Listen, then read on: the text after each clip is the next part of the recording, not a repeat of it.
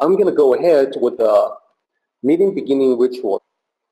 起立，面向佛堂，参加三鞠躬、一鞠躬、再鞠躬、三鞠躬，参加各位点传世一鞠躬，开班一鞠躬，请坐下。Please be seated. And what I pointed out last time was that even though this idea is basic to the Tao, there's resistance that people will have in Eastern culture. Oftentimes, I encounter people paying lip service to the concept of simplicity, but not actually do it. In the Western world, what I see is people resisting the idea of simplification. As I mentioned, I have a bunch of friends, and when they see these articles on decluttering, on reducing complexity in the home by throwing away things that you don't need anymore, boy, they resist in a visceral way. They really don't like that idea at all, and they spend a lot of time in discussions describing how they hate the very idea of simplifying their lives. So what they're usually saying is that they need everything in their home in order to make that home feel like a home. They want the home to feel lived in. They want the home to feel like it's not sterile. So if you simplify away too much, definitely they will get the feeling that the home is no longer a place that is fit for living. So I actually get just the very opposite impression myself. I agree with these guys, Joshua and Ryan, the minimalist. It's not about reducing in terms of having less clutter, less worries, etc. I think people tend to react negatively when they're faced with the word less. So as Joshua and Ryan have pointed out, it's actually about more time, more freedom, more room, more elbow room to move around, more room in which to breathe and be yourself. So I previously spoke of Joshua's experience, what led to his epiphany on simplifying his life. Then we got into a discussion on things we no longer need. So I pointed out before that we don't really need optical discs anymore, and by that I mean both DVDs and CDs. Reason being, most of us are transitioning into like an MP3 player, like an iPod, and even iPod that used to seem so advanced, used to seem so high-tech once upon a time. That's actually becoming less and less of a thing now, in my opinion, and that's because of two things. Number one, everybody has a smartphone now with applications that do just as good a job as the original iPod in playing MP3 files.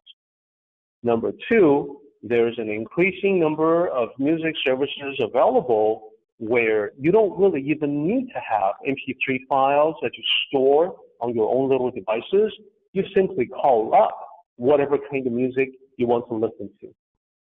So I know this year for my birthday, I am godfather to a couple of little kids, and so they decided to give me a birthday present, which was a smart speaker. So the smart speaker has network connection. It's supposed to connect to Amazon services through my router. So once you get that all set up, it connects to Amazon. It's going into my Amazon Prime account. So all that I have to do is to tell the smart speaker what I want to listen to, and it will play it. And it will accept. I don't need to type it out on a keyboard. I just tell it because of Alexa. So Alexa is the intelligent assistant. Does a pretty good job in recognizing what people say. I would say maybe 90% comprehension. It's better than Siri, in my opinion. People get into arguments with Siri. No, Siri, that's not what I meant. Don't play that song. Stop. So Siri was the first intelligent assistant. It was so revolutionary when it came out, but I think since that time, other people have leapfrogged Apple's technology. So now Alexa actually, in my opinion, does a better job. So every day, you know, for me and Janice, when we're getting ready to have dinner, she presses a button on the smart speaker and then says, she will say, play music. And that's all it takes. And what Amazon has done through data mining technologies called big data, is collected all this information, all the information from the past in terms of our listening patterns. So all you have to do now for us is just to say play music, and it automatically knows based on the time of day, based on our listening preferences, what would be the appropriate music to play for dinner. So it'll just go ahead and pick, it'll select the music for us. So a lot of the music, we don't have the MP3 for that. We don't feel like we need to go out and get the MP3. For those of you who have had, MP3 songs you purchased from different sources, or maybe copied them from friends and so forth, I think you know what I'm talking about when I say that you listen to that one song, 10 times, 20 times, 30 times. After a while, you pretty much don't want to listen to it anymore. So just sitting there anyway. So in that context, the music service makes a lot of sense.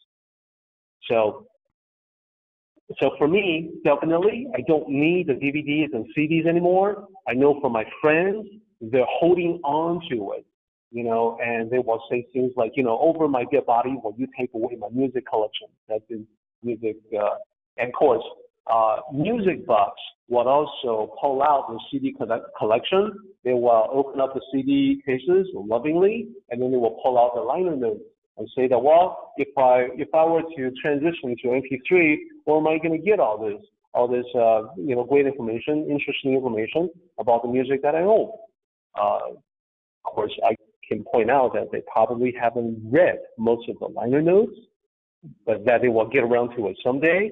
And if they need to get information about a particular piece of music, a composer, or a music group, an orchestra, that information is readily available on the internet. But if I do that, there will be a lot more contention in my life. I start getting into arguments with everybody, so I just remain quiet and let it be. So it's the same thing with cassette tapes. Even people who still hold on to the music CD collections, they would all agree with me that we don't need cassette tapes anymore. Usually it's because the quality of tape recording is not that great.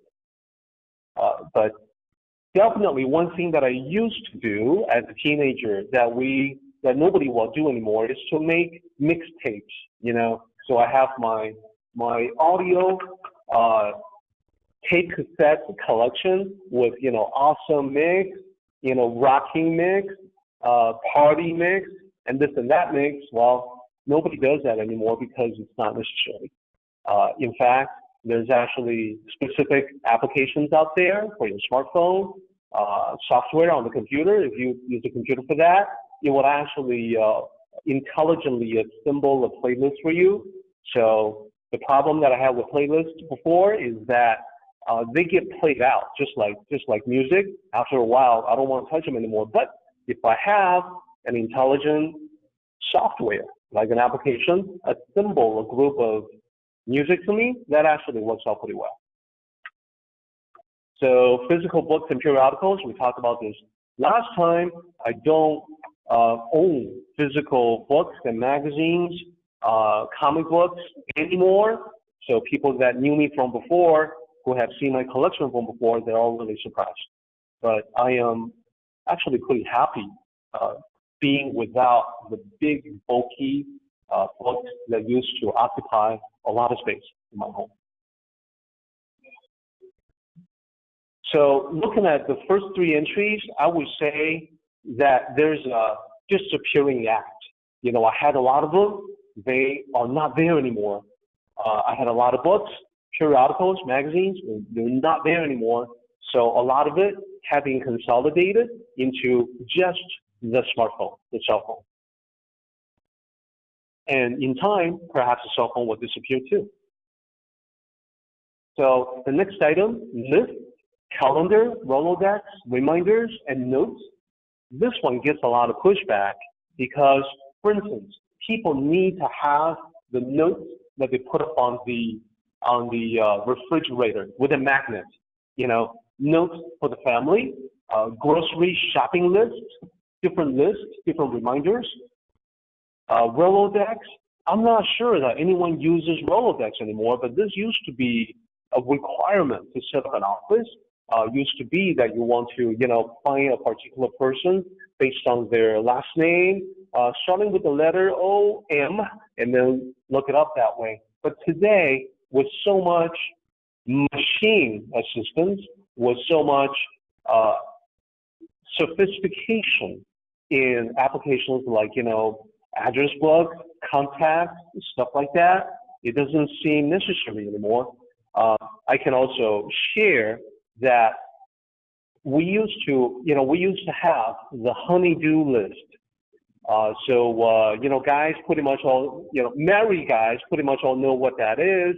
The honey-do list is a list of things, you know, honey-do this, honey-do that.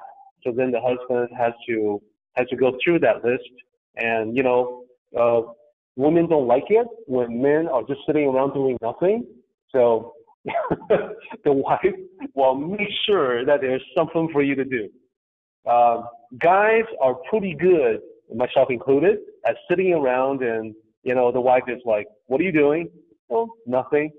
Okay, well, women can't stand that. They really need to get you to do, you know, what about the weeds in the front yard? You promised that you would take care of them. What about this? What about that? So I always say that Beauty and the Beast, right? You know, at the very end, when it's happily ever after, and I'll say, no, that's when the fun really begins, because Beauty, Belle, is going to be like, you know, okay, Beast, here are the things that you have to do today. You promised to take me shopping. You haven't done that yet.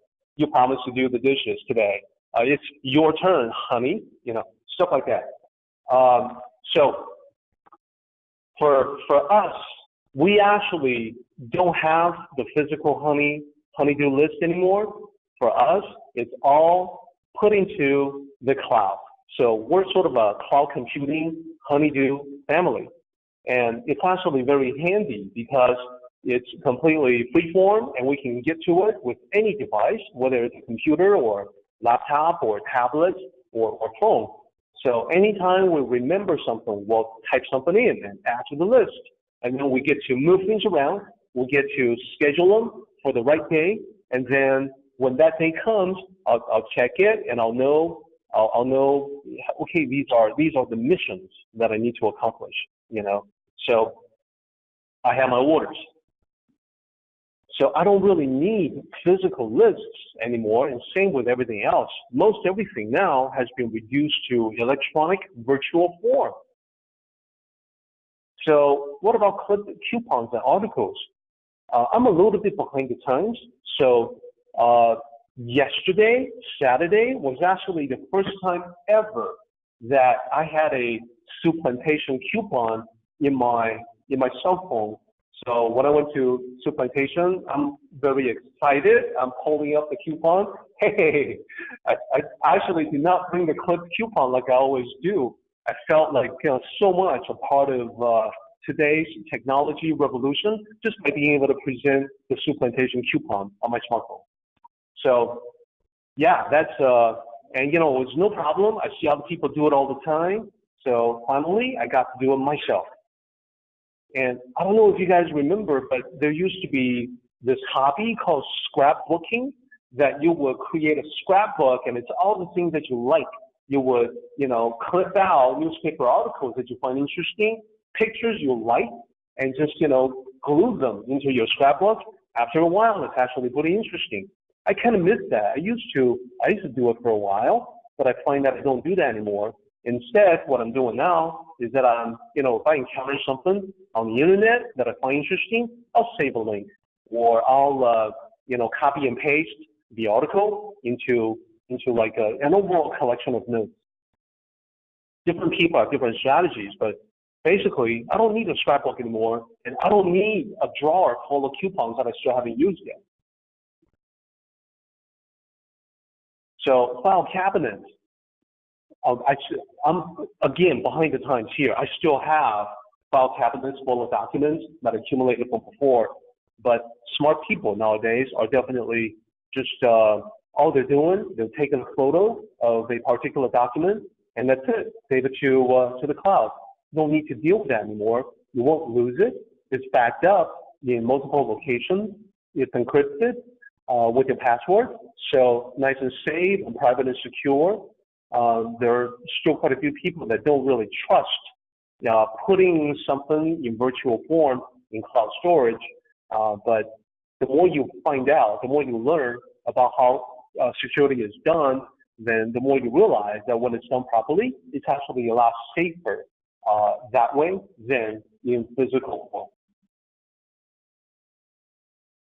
So my mother she used to enjoy having this photo album. She puts in different photos, rearrange them according to category, and she likes to write up little captions for the photos. That's her hobby. Well, I noticed that she doesn't do that anymore. My mom doesn't do that anymore. The reason is because in her online storage for photos, she's got thousands of photos. So the moment we all switched away from old-fashioned cameras and film, remember the film, you could take like 32 pictures and that was it. Today, digital cameras take hundreds, thousands of pictures. In fact, you can take dozens of pictures of any one particular scene and a shot and then select the best. So with that many pictures, she can no longer do the photo albums that she used to do. She doesn't need to anymore, and she doesn't really have the time to handle that many photos. So definitely the world has changed. So I'm just trying to make the point here with this slide that as we continue on with life, we find that there are more and more things we don't need anymore. Even if you are totally set against the idea of decluttering, I gotta tell you, the world is changing. The entire world is becoming less cluttered, more virtualized. So at some point, you're going to be dragged along with everyone else to have less.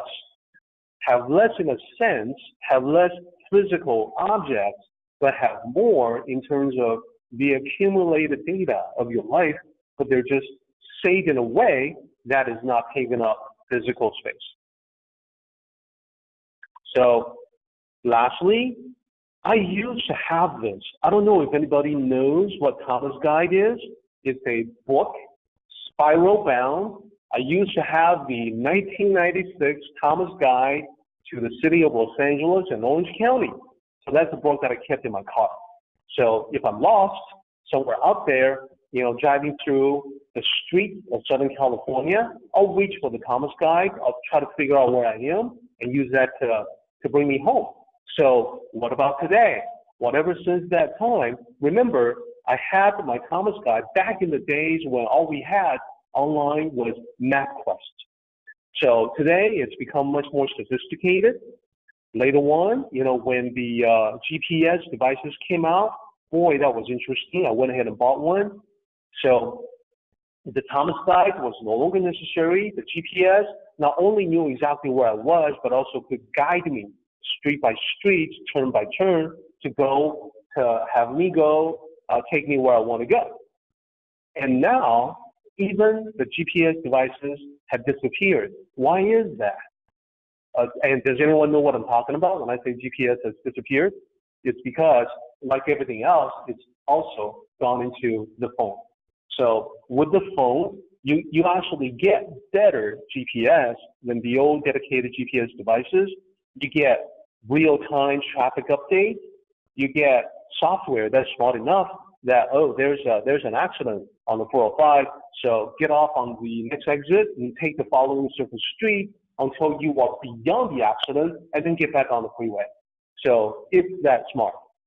So these are all examples of things that are disappearing. So everything here, photo albums, filing cabinets, they're all vanishing one by one. So to sort of reinforce that idea, I realized that many people who are listening to this presentation and the people who will be looking at it, listening to it online at YouTube and perhaps the MP3 recording, they won't really know. If they're the younger generation, they may not know what I'm talking about when I say white pages or yellow pages. So that used to be a fixture in everybody's life. We used to get these big books, yellow pages, white pages, all the time, and literally it's yellow, and within, when you open it up, you get business listings. So today, that idea seems incredibly quaint, because what would nice is, you know, go to the internet and find out who is available in my local area. Need a handyman, need a plumber, no problem, just go there. There's a whole bunch of different websites that you can use for that. You get reviews, you get feedback from other people. You can't do that with Yellow Pages. By the combined review of all your neighbors, you get a sense of how good or bad a particular handyman or plumber is. You know, whatever you need, gardening, babysitting, dog walking, whatever it is, somebody is out there offering that service, and somebody's out there with, you know, tens of reviews to tell you exactly how they are. So what about this right here? Telephone booth. You know, when was the last time you went into a telephone booth? For me, I have not used a telephone booth for probably, I want to say 20 years, maybe. I don't even know if there are working telephone booths around the city anymore. No idea, because it's so convenient now. Everybody carries communication devices around all the time. So telephone booths are definitely on the way out, which creates a problem. And the problem is, where's Superman gonna change if there are no telephone booths, right? You're gonna impede Superman getting ready on his next rescue mission. So that's bad news. But then come to think of it, how was the telephone booth helping Superman in the first place? I mean, you see right through it, so there's no privacy. What's the difference between, you know, Superman going into the telephone booth to change versus just changing anywhere else on the spot, on the street? Anyhow, I digress. So that is also disappearing, much to the consternation of Superman. So I want to bring out this progression. As I mentioned, the cell phone is a mighty device that is consolidating so many things that we used to have separately. But the smartphone, the cell phone, did not used to be the device that we know today. Long time ago, it was just a phone with a rotary dial. It was also back in the days when communication, the phone calls, you know, it started to be, there was an expression no longer used, hey, it's your dime. It's on your dime, because it took a dime to make a telephone call. So when people call and say they want to talk, you might say, well, okay, well, it's on your dime. It's, you're the one spending 10 cents to make a phone call. Now we take for granted that communication is fast and convenient and virtually free. So before, it used to be that. So that was we were so used to it, we were used to the idea that a long distance phone call was very costly. So that if you had a long distance phone call, you would make it a point to be around for that. You would wait for that. You know, oh, this is a phone call from another state, another country, another continent. You want to be available to take that phone call. So then, cellular phones became available, and I have this picture here of a very bulky cell phone. But this is actually not the cell phone that I knew when they first came out. The cell phone that I knew when they first came out was things that you had to carry. Got a handle on it. It's a big box, big and heavy, and there's an antenna that comes out, a bigger version of what you see here. And only the wealthy people could afford to have a cell phone at the time, and they carry that around like a briefcase. So that was already pretty incredible because this thing right here needed to be hooked up, needed to be connected to the telephone network. The cell phone that you carry around with a handle was not, it wasn't necessary to plug that in anywhere, make a phone call no matter where you happen to be. So that was already amazing. And then this came out, and then it's like, well, this is only a tiny fraction of the size of the cell phone that it needed to carry around. So that's amazing. But then we look at that. Remember, this is just back in the 80s, not that long ago. And we had these phones to replace that, and wow, now it's small enough to slip into a pocket. So this is already verging on what we thought will become reality one day in a science fiction world like Star Trek. So you could actually, with a flip phone, flip it open like Captain Kirk and then communicate with someone else. So that was already very sci-fi. That was already so high-tech. But then now we look at it and it's like, gee, what are you going to do with the screen that size? And why do you need these actual buttons anyway? They just take up a lot of space. And that screen, so dim, you can hardly see anything on it. How am I going to play my games if I had a screen like this?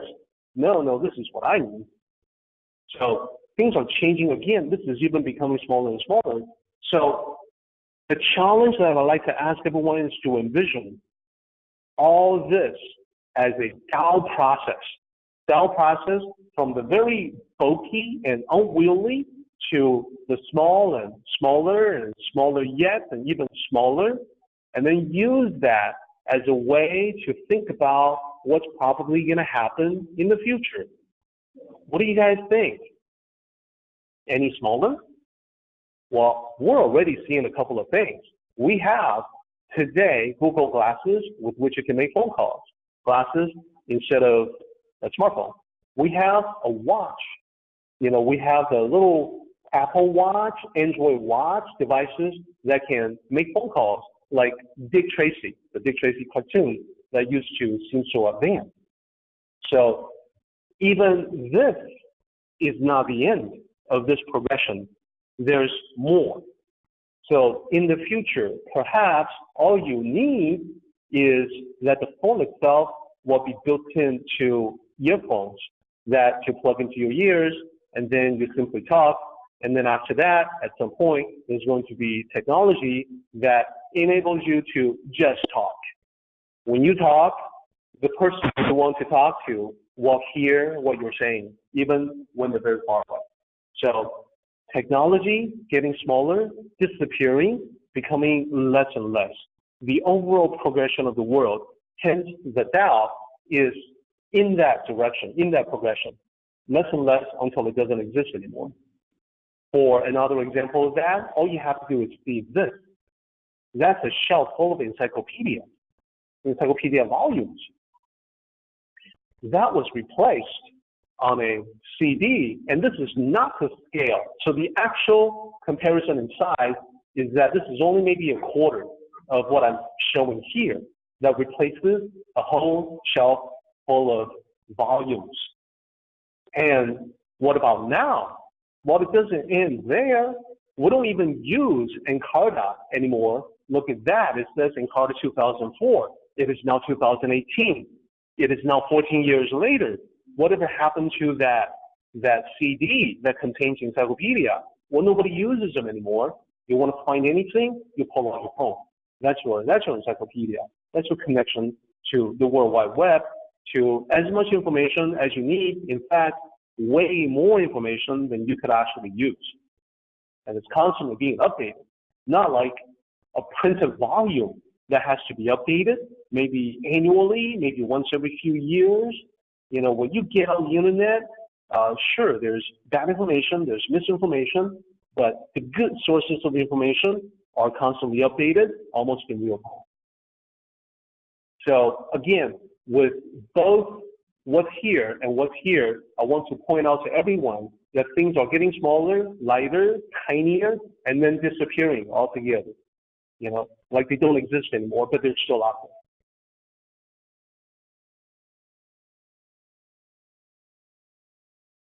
So remember, all of this is the Tao process of work. Even if you don't want to reduce complexity in your life, you're going to have to, because the whole world is going in that direction, whether people realize it or not. So back in the 90s, there's an inventor, scientist, Ray Kurzweil.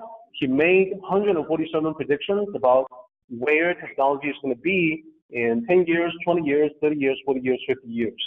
147 predictions, most of them. So 9 times out of 10, he was right. He extrapolated from what he observed before and predicted into looking ahead into the future. Many people disagreed with him because they could not see how he could be right. One of the predictions that he made, one of the 147, was that computers will disappear. So then people look at the world and say, hey, look, we still have so many computers. They haven't disappeared. You were wrong with your prediction.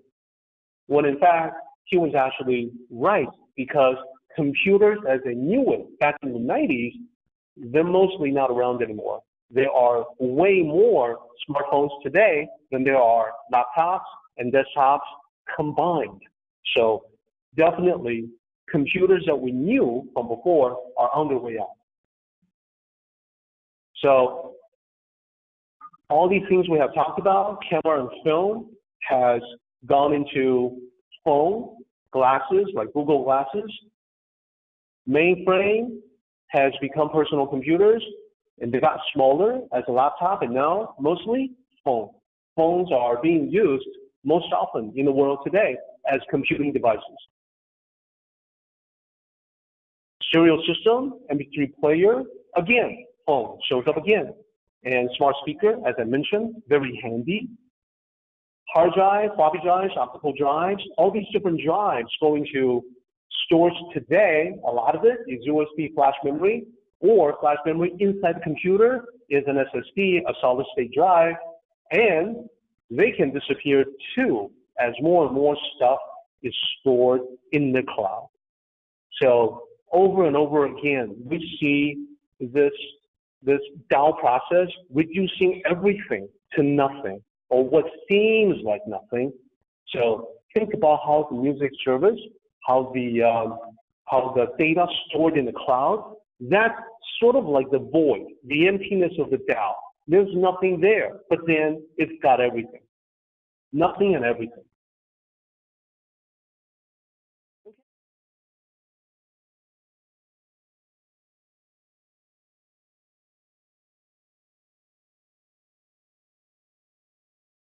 Let's go ahead and do the meeting ending ritual, everybody. 起立，面向佛堂，持架三鞠躬，一鞠躬，再鞠躬，三鞠躬，持架各位顶传十一鞠躬，结班一鞠躬。Well done, everybody. Thank you so much.